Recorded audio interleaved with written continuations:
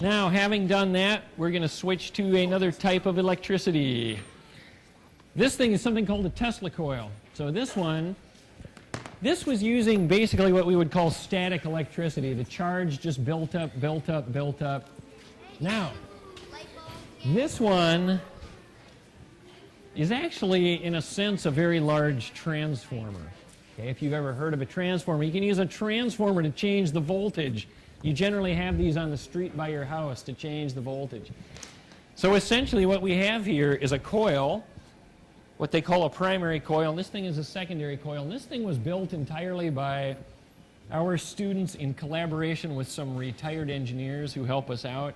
It was actually a student who wound this coil. And these are homemade capacitors. The thing is almost entirely homemade except for the power supply. But basically we feed the current in here, and then a very high voltage current gets induced up here.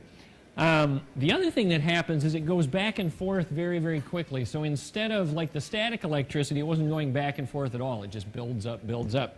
With this, the electricity is going back and forth very quickly. Down here, it goes back and forth something like 60 times a second.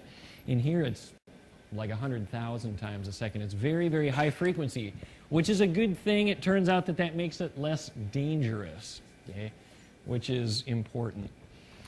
All right, so the first thing we're going to do with this is to plug it in, and the thing on top is just a little spinner. There's going to be a bunch. Well, you'll see what happens.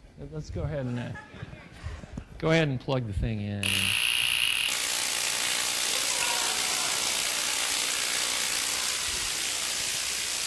Okay. All right.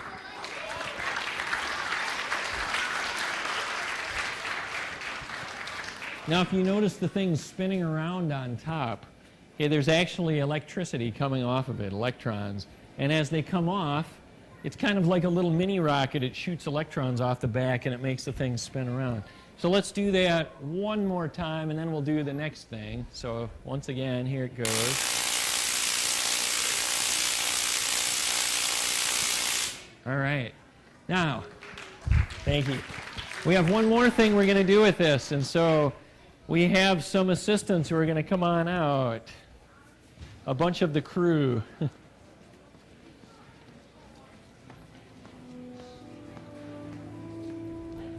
right.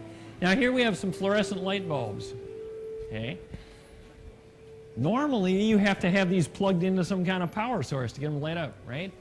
Well, instead of doing that, these brave students are just going to step kind of maybe about this far from the Tesla coil. One thing to keep in mind, guys, if you're going to bring them in close, bring them in high. That will be better for the coil. So any of you who are doing that.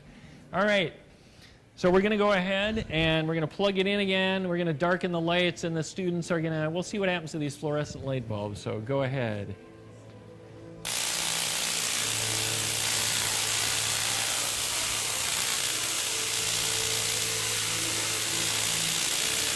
All right.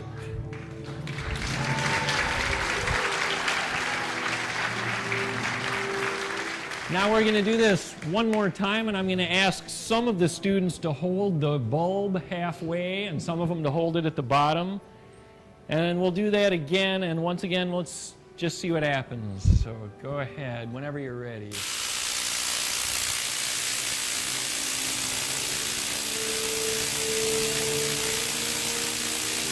All right, thank you.